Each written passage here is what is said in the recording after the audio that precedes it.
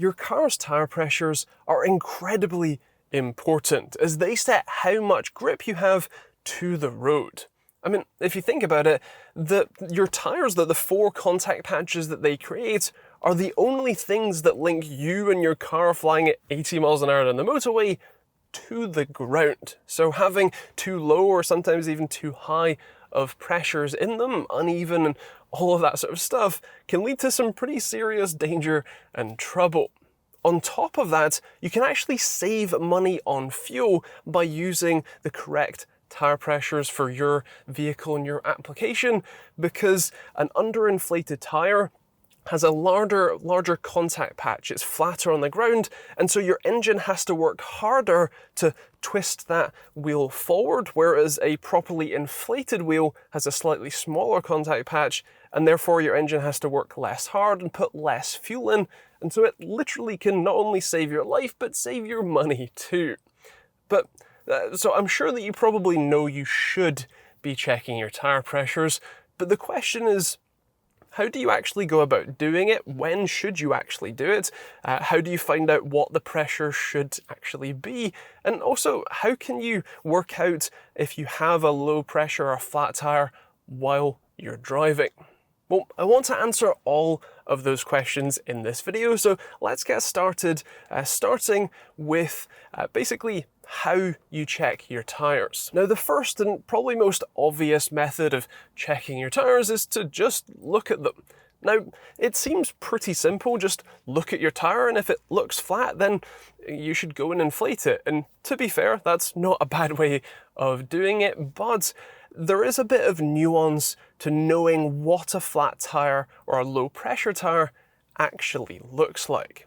I mean, have a look at some examples. Here is one. Is this one flat? What about this one? Or this one? Well, out of the three that I just showed you, only the last one was actually a flat tyre. The first image was of my car, where it sits on my driveway, and the pressure is fine. It's just an uneven surface, and it's a front engine car, so it weighs a bit more on the front end, and so the front tyres tend to be a slight bit more squished. So what should you actually be looking for? Well, it's probably obvious to you that a tyre when on the ground, even when properly inflated, isn't going to be perfectly round. The car is literally sitting on the air in there, so it's going to be a little bit more squished, a little sort of oval shaped, but you should be still seeing a pretty even circle with a relatively small flat area on the bottom. The sidewall of the tyre down at the bottom might be bulging out ever so slightly and might be slightly more compressed, especially compared to the top side of the tyre, but it should still have a fairly even circular shape. A low pressure tyre, on the other hand, is much more likely to have a noticeable flat spot rather than a circle that has just been sort of moved upwards in relation to the circle of your wheel rim.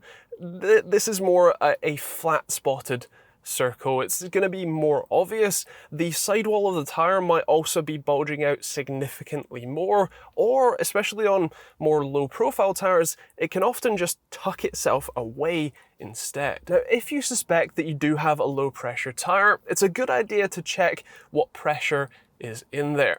You can do that in a number of different ways with a number of different tools. My favourite is this little pen-shaped pressure gauge. This is a Dunlop one from 1970, so you might not be able to buy this exact one, but you can still buy things very similar to this, or you can use a little digital gauge. I prefer this one personally because it's analog, so there's no batteries or to replace or plastic that can break, but you can buy some incredibly cheap and relatively accurate digital gauges for incredibly cheap money. So I will leave a link to both an analog and a digital gauge in the description if you want to pick one up yourself and keep it in your car nice and handy. Now, the way that you use this is pretty simple. You remove the dust cap from the valve stem, and you will want to keep that dust cap safe and handy so we can reinstall it later. And then making sure that the section in the back is pushed all the way down, you press the face of this onto the valve stem, making a good seal, and the pressure from the tyre will push this gauge up, and then where the rod or the markings meet the body is what pressure your tyre is at. If you're using a digital gauge, it works in the exact same way. You turn them on and press it onto the valve stem. Or if you're using a dial gauge, then again, hold it on and you can read the pressure. You can also use something like a bike pump, as long as it has a gauge or a pressure gauge on it. I have a bike track pump and it has a little gauge, so you could attach that. And the benefit of using something like that instead is that you can then immediately go and start pumping up the tyre if it needs topping up. You can also use a digital pump. I have a cordless Ryobi one that you can hook up, and again it will read the pressure, and again you can set it to inflate the tyre to whatever PSI you'd like. Finally, you can also head to your local petrol station and use their pump to check and inflate your tyres. It does normally cost a little bit of change to use, so do bear that in mind. And one final note is that if you're checking your pressures after you've been driving, especially if it's a long motorway journey, you should know that when you're driving, your tyres heat up, and as does the air inside them. And as air warms, the pressure increases, and so if you're checking your tyre pressures right after you've been driving, the pressure is likely going to be higher than it is if you've left the car to cool down. It's generally recommended that you only measure your cold tyre pressures, with only the few exceptions of measuring your tyre pressures while you're, say, at a track day and you want to measure them, what they're running at while they're hot. But I don't think that applies to the sorts of people who are probably going to be watching this video, so the general advice is let them cool down first. So that's how to check, but how do you know what pressure you should be looking for? Well, there are a few different ways that you can find out. The first is a sticker that's normally on the driver or passenger side door jamb. Basically, if you open the door and look at the edge of the door that's outside of the door trim but is the body coloured section, you'll often find a sticker there detailing what tyre pressures you should use. Sometimes it's on the edge of the door instead of on the body of the car. That's the case for my car. You can see it here. Occasionally you can also find those stickers on the rear door jambs or under the fuel filler cap, or very rarely you might find it under the bonnet or in the boot somewhere. If you still can't find it, you can also check your owner's manual, and if you don't have that and failing all else, you can also look it up online. I found that QuickFit have a tool on the website where you can put in your registration number and it will give you the pressures that the manufacturer recommends for the different sizes. When picking which of the pressures that are listed you want to use, of course, you do have to factor in which sized wheel and tyre you're using. That's printed on the side of the tyre, so do match up the pressure that the sticker recommends with which tyres you have. But on top of that, there are often a couple of other factors that the sticker might suggest or that you might want to consider as well. The first one is load, how heavy the vehicle is going to be when in use. For example, on my sticker, it says that if I'm just having one or two occupants and a little bit of luggage, then I should use a slightly lower pressure. But if the car is going to be heavy, it's going to be full of passengers and full of luggage, then I should use a higher pressure to combat the extra weight that will be pushing down on those tyres. Another factor to consider is speed. Some of the manufacturers do include this in their pressure recommendation stickers. Some don't. In my case, my Audi S4 doesn't, but my old Volvo S40 did. And it would say that if you were traveling anywhere between 0 and 160 kilometers an hour, which is 99 miles an hour, you should use one set of pressures. Or if you wanted an eco range, then you could set a much higher pressure. Or if you're planning on going 160 kilometers an hour or more, then you should use a sort of middle ground, slightly higher pressure as well.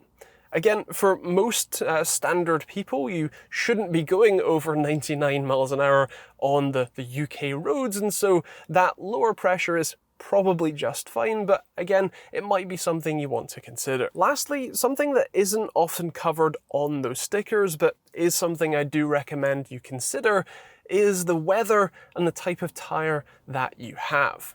If it's cold and wet and you have summer sports tyres like me, then it's probably a good idea that for that cold and wet season, you decrease your pressures ever so slightly, as you'll have a slightly bigger contact patch, and while the rubber that's makes up your tyres might not grip to the road quite as well as it would in the dry and in summer, it will give you a slight bit of physical mechanical advantage of having a bigger patch for that slightly less sticky rubber to grip onto. Lowering your pressures, especially in extreme rain or in ice, can also help decrease hydroplaning, which is when if you drive over a puddle, instead of the tyre cutting through the water and staying in contact with the ground, it sits up on top of the water, meaning that you no longer have connection with the ground and therefore no grip to steer or brake. To give you a rough idea, my Audi S4 recommends pressures anywhere between 36 and I think 44 psi. That's definitely on the high side, as from the majority of vehicles that I've worked on over the years, they have all recommended between 33 and 36 psi, so as a rough ballpark, that's kind of what I would aim for if you cannot find what pressure to use at all anywhere. Also, since I'm talking about potentially increasing or decreasing your pressure depending on the conditions, what I'm talking about there is increasing or decreasing by between 3 and 5 psi at most. Anything that is around the low 20s I would pretty much consider low pressure and needs topping up, unless of course your specific application requires that sort of pressure or perhaps lower. I know a lot of four-wheel drive off-road tyres and vehicles do run some insanely low pressures, but for the average road car, the low 20s is something I would consider low and warranting topping up, and anything in the 10s or lower is what I would consider dangerously low. So this is all great, but when should you be checking all this stuff? Well, on the visual check side of things, a quick glance at all of your tyres before you get in and start driving is a really good idea. It doesn't take all that much, and you'll be able to catch the more serious issues, like if you have a fully flat, punctured tyre, and it will save you from getting in an accident. In terms of checking the actual pressure, the general advice that you'll hear is to check it on a schedule, say once every couple weeks, although I would add some caveats there. If you're just about to go on a long journey or haul something heavy, or maybe go on a track day or off-roading, or the weather conditions have changed dramatically, like snow or ice or heavy rain or a massive heat wave, it's probably worth checking and adjusting your pressures accordingly. Lastly, if you are driving, what are the signs that you should be looking for to know that one of your tyres is low on pressure, whether that's just through naturally leaking out or if it's from a puncture? What should you be looking out for? Well, if it is just one tyre that's low, then as you're driving along, that tyre, because it's lower pressure, it will have a much flatter and wider contact patch, creating more drag, which will pull the car in that direction. For example, if you have a flat front right tyre, then as you're driving along in a straight line, the car will want to meander, drift to the right. And if you have to add steering input, turn left to correct for that, then it's a good sign that, well, there's something wrong.